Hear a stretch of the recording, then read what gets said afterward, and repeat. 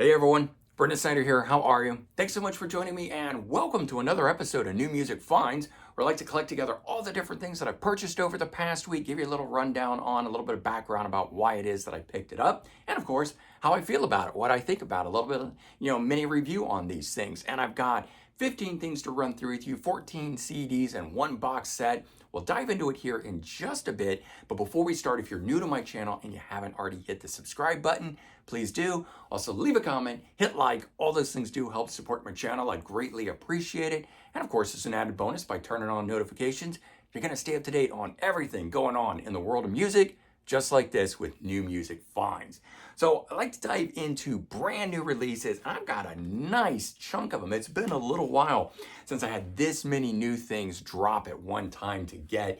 So a lot of my music listening for this past week has actually been all new stuff, whereas usually I'm kind of flip-flopping between, classic stuff, old stuff, new finds of older albums and the new stuff, but just so much great new stuff came out. So first one up to talk about was kind of a big one because it had been 10 years since he released his last solo album. I'm talking about Sebastian Bach, Child Within the Man. This is his fourth solo album. I kind of, you would think he would have a lot more out there, but he doesn't.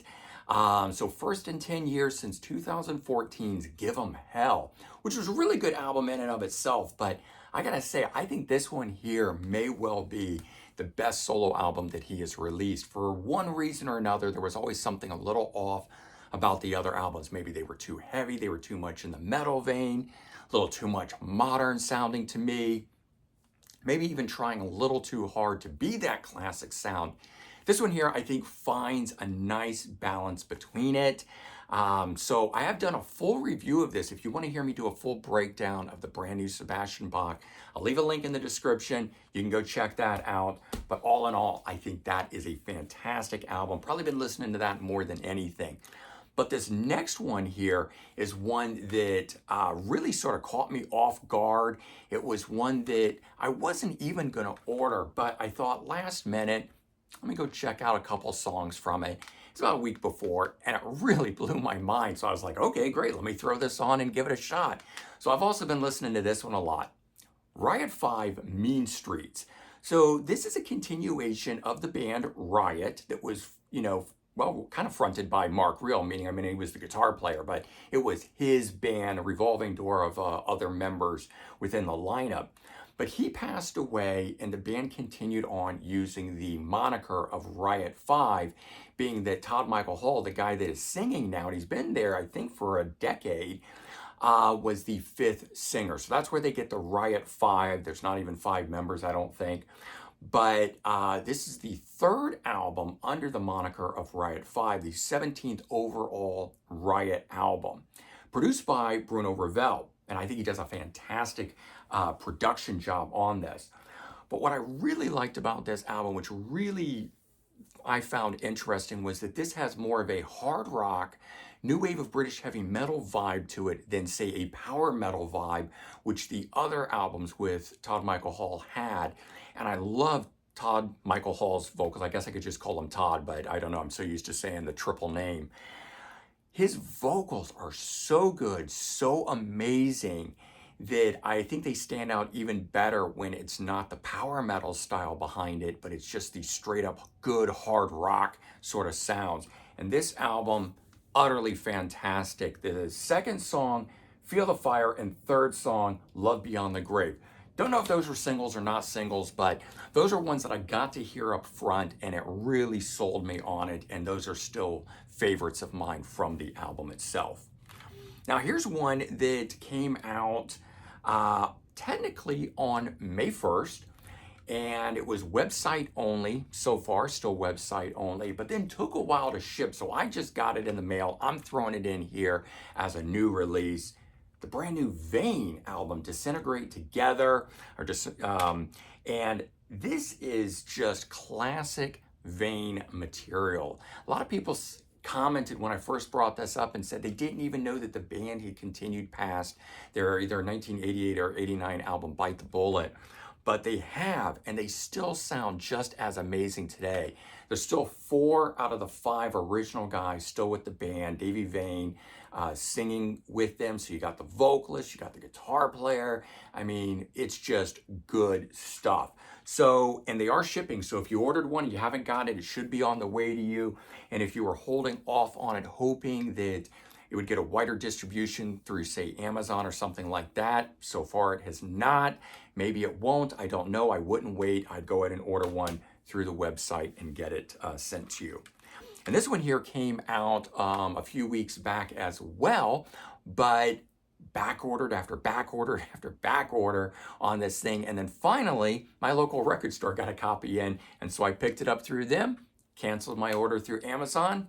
The brand new Gun album, Embrace, really good hard rock Scottish band. First album, I think, came out in '89. I think it might have just been a self-titled, can't remember. But I knew their second album, Gallus, was really good. That one had a video on, from it that was on MTV back in the day, and I listened to that a lot. And then their third album, which started to veer more into the alternative rock territory, which is called Swagger. And one of their guitar players would later play with Bruce Dickinson in his band Skunkworks. So there's a whole little connection in there, stuff that I knew about them, but I haven't really followed them. And when this dropped, I could stream it, so I went ahead and checked it out and fell in love with it that way and said, I really ought to give this band, sort of reevaluate, go back and re-experience this band. And I'm glad that I did. So if you haven't followed up on this band or you're just looking for some good old school rock and roll, check out Gun, Embrace.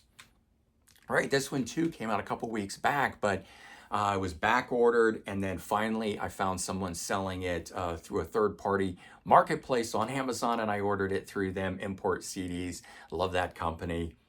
Hall of Flame Amplifier. So this is the band that features Kurt Vanderhoof from Metal Church. And of course, he's also, I think his other band was Presto Ballet, if I'm not mistaken.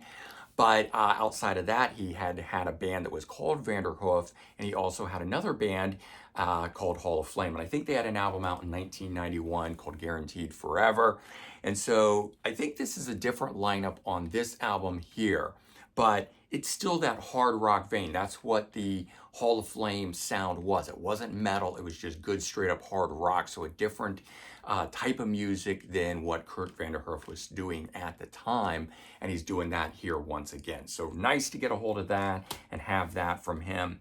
This next one was a surprise to me and something that I ended up really enjoying once I gave it a shot, because I didn't know what to expect by this thing, but sort of a new supergroup, Sonic Universe. It is what it is.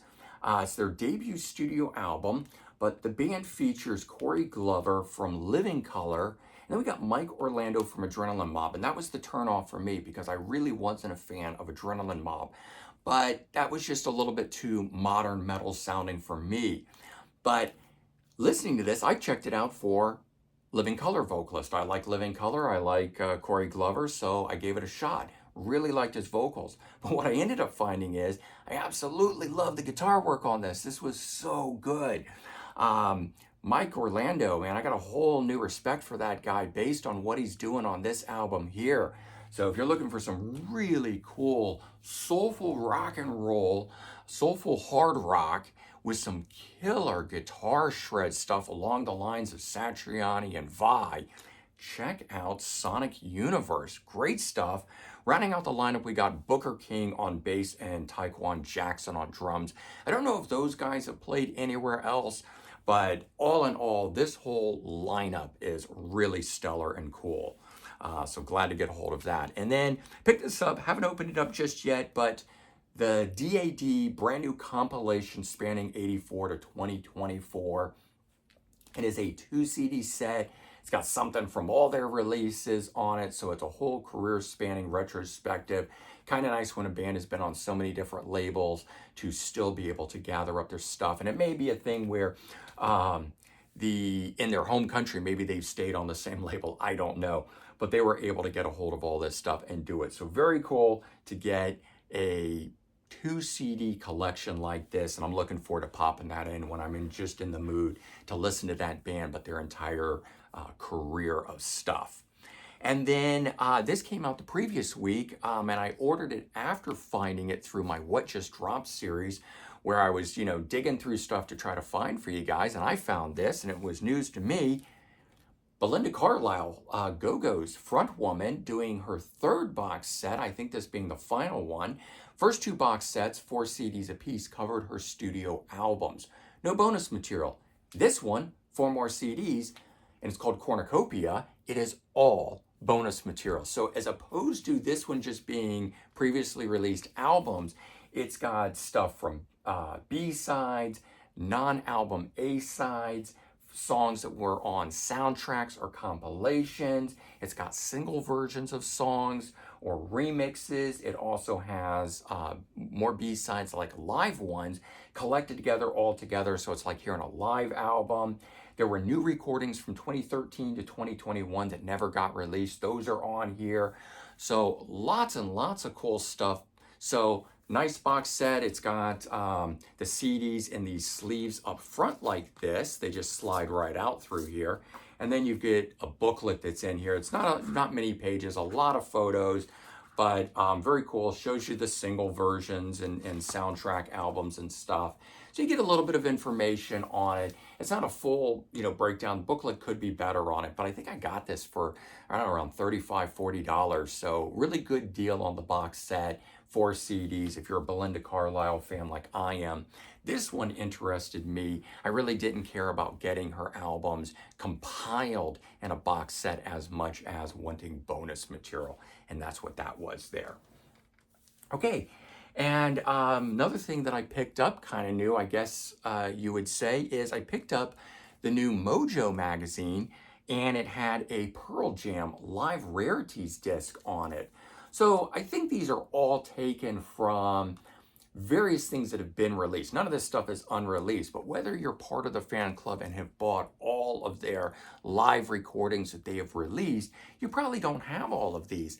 And I'm never going to remember all of it, but these are some really rare recordings where maybe they only recorded it once or twice or something, and it hasn't appeared on live albums very often. Some of these are B-sides that are getting a live performance, so they're not songs that appeared on albums, but just really interesting. So none of these things on here are the popular big hits, which is what I loved. So I can pop this on, 10 songs on here. It's got Thumbing My Way, Down, Sad, Leatherman, Hard to Imagine, Ghost. So some of these did come from later albums, but were only performed once or twice type thing. But I thought it was really cool, so I spent the money to get the magazine just to get this Pearl Jam Live Rarities disc. So I got that. That's also kind of new. Here's one I passed over when it came out a year or two back. It was, promoted as a super group. It's on Frontiers Records.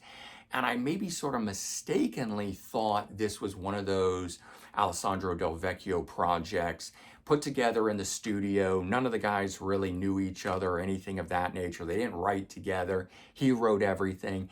And I'd gotten so tired of those things, I just kind of bypassed this one. Generation Radio. And I will say this, it also came down to the members who are in this.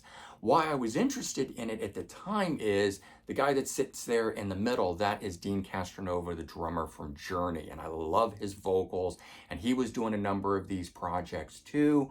And so I thought, okay, let me check this out. Who we also have in this lineup is, we have Jason Scheff from Chicago, formerly from Chicago, but he was with the band for 30, 35 years before he left.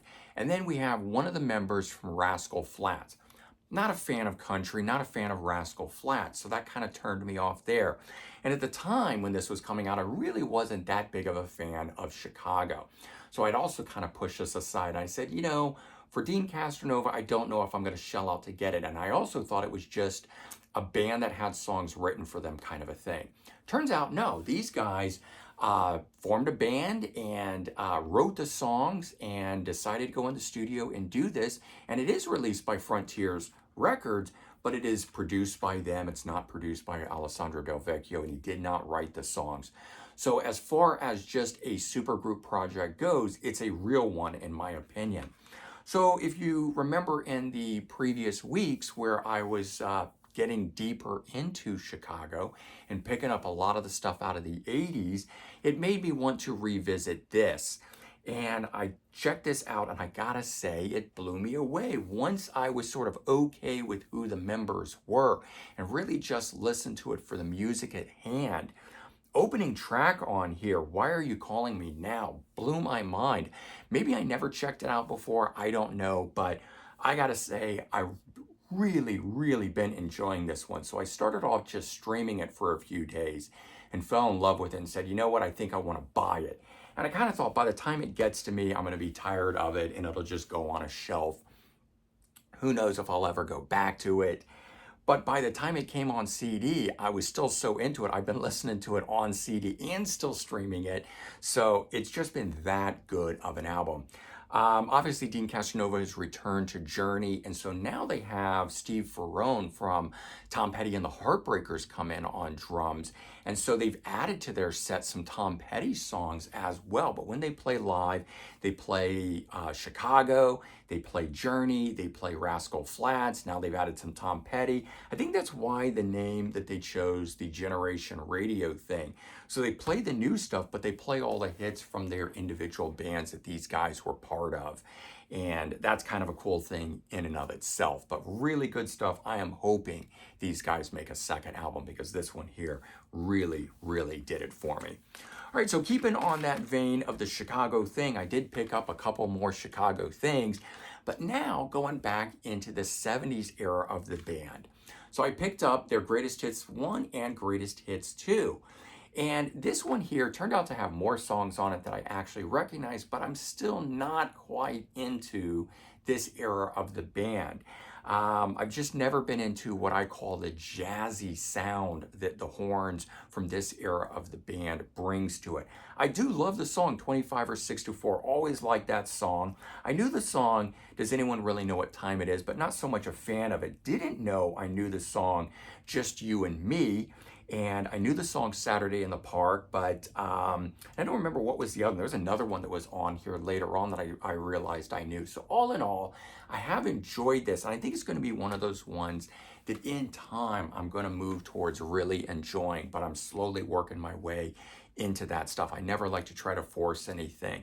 I like to have it happen sort of genuinely. So whereas I like the 80s era of the band, their Greatest Hits Volume 2, which focused on the period post this. So I think this goes up to about 75. And this one here, I don't know if it had anything before that era or only picked up from 75 on.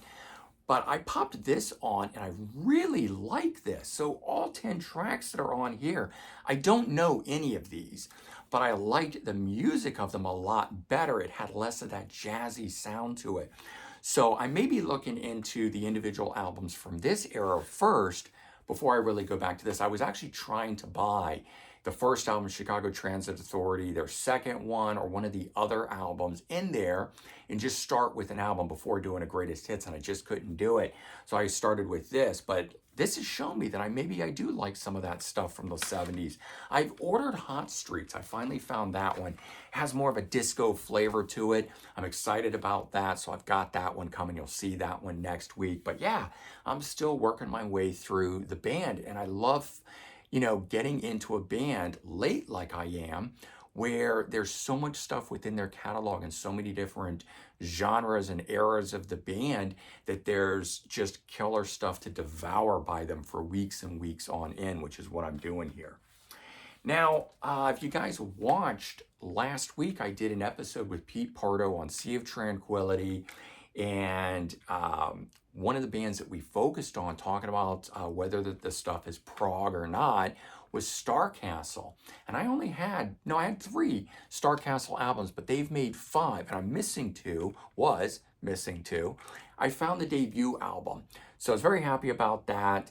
Added this one into the collection. One of the things that had been getting discussed during that episode was how the first album sounded like a Yes album, sort of a rip-off. But at the time where Yes wasn't really around, I think, because they were all doing their solo stuff, the album was successful because people needed that void filled. I thought that was interesting. I hadn't really been turned on by this one because I hadn't listened to it with that in mind. I was listening to the later era stuff by Starcastle when I wanted stuff that sounded like Styx. That's how I got into them. But I went back to this and I now hear that more progressive sound and less of the bombast that is the pump rock of Styx. And I hear more of that sound that everyone on the episode was talking about. So I added that to the collection. And then it's just a band that I was thinking about as to questioning whether they're prog or not, has been the band Saga. And there's parts of them I would say, yes, they're definitely prog, and other ones where I would say, yeah, it's sort of prog adjacent, like Asia. And it kind of goes, every which way. But I added in two more Saga albums to my catalog. I probably got 10, 12, maybe even 15. I don't know how many albums, but I've got a number of them. I'm probably still missing like 10 albums. They've got a lot. But this one here, Wildest Dreams and Beginner's Guide to Throwing Shapes. I think this one was 87. This one was 89. Really enjoying this one. I don't think this one's been reissued. I found just a regular copy, jewel case, Polydor Records used. And then I did find this one, which is a reissue on the Ear Music label. And I did look up before buying this one to see if I could get it the same way, and I couldn't find that, so I just bought both of them. But good stuff. So that's kind of where I'm at. A little bit all over the place. Tons of killer new stuff dropped, but I've also been following up on some other bands that I've been into over the last few weeks and fleshing out those catalogs. So hopefully you guys enjoyed this episode. Maybe you found some new things in here you want to search out yourself, or just want to go back to your own music wall and pull some stuff off and enjoy it for the day. Either way, hope you have a good one. Take care, and I'll talk to you real soon. Bye-bye.